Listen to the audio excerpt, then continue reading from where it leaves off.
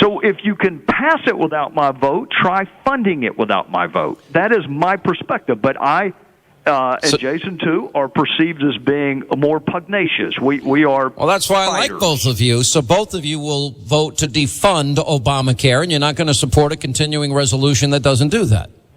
Well, we have voted some 40 times to defund Obamacare. What we really need is a Senate strategy, because there's got to be a way to put them on the record, to explain to the American people what's happening over there with Harry Reid.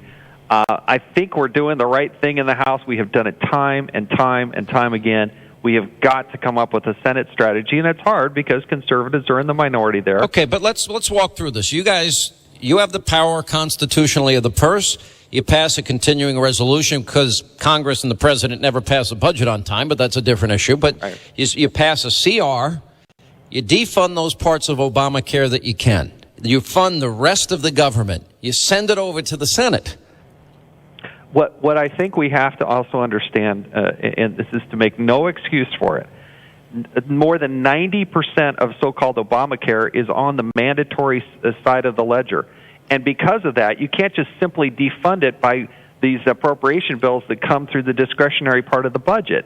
It's just one of the realities. I think what we can find, bipartisan support, by the way. Well, Sean. Senator Rubio said that there are parliamentary maneuvers that you guys can use to actually delay the funding of the mandatory portions, considering the president unilaterally has rewritten the law. But the Senate has to do that. That's the thing is, if we put together, say there was one bill that went over there, the Senate could then strip out parts of it. Again, the rules in the House and the Senate are very different, Sean.